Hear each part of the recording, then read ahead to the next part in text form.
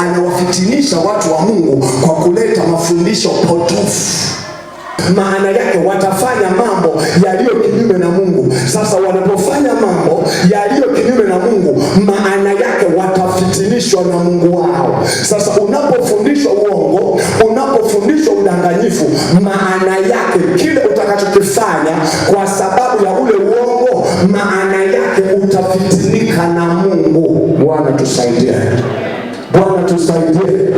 Kwa mfano, sasa hivi kanisa wanafundisha toa sadaka ili ubarikiwe. Kwa hiyo hatutoi sadaka ili tubarikiwe. Tumeshabarikiwa. Kubarikiwa sio kuwa na nyumba na gari. Hayo ni mafanikio. Ndio maana unaweza kufanikiwa kununua gari na kujenga kwa fedha ya mkopo. Unakopa na unajenga nyumba na unanunua gari. Sio baraka. Mkopo sio baraka. Nimefanikiwa kukopa, nimejenga. Baraka ni hali ulionayo, hiyo ni baraka ya Bwana.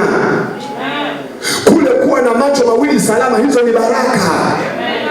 Kule kuwa na afya njema mwezi mzima bila kunywa kidogo, Mungu amekubariki kwa afya.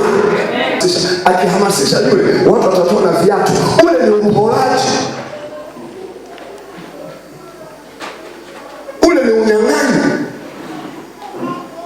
Kwa sababu unapotoa ili ubarikiwe, hiyo ni hila. Maana ukitoa sadaka halafu usipoziona hizo unazozitaka, maana yake itabidi umchukie Mungu. Sio kama unanielewa? Ndio maana walokole wengi wamemchukia Mungu. Walipoambiwa toa ili ubarikiwe, akatoa 300,000. Alipotoa 300,000 anarudi nyumbani, mtoto ndo anafukuzwa shule. Ndio anafukuzwa kodi ya nyumba. Ndio anaugua, analazwa, hana hela ya matibabu. Halafu anasema mbona aliniambia nitoe 300,000 sadaka kubwa ili Mungu anibariki. Sasa mbona Mungu mwenyewe hajanibariki?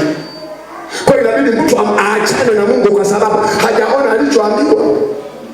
Ni kwa nini? Kwa sababu ya mafundisho potofu. Ukinielewa sema amina. Ukinielewa sema amina.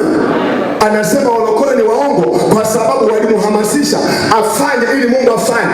Alipofanya Mungu hakufanya. Kwa sababu Mungu hafanyi kwa sababu umefanya. Mungu anafanya kwa sababu ni haki yako kufanyiwa. Kinielewa sema amina. Kinielewa sema amina.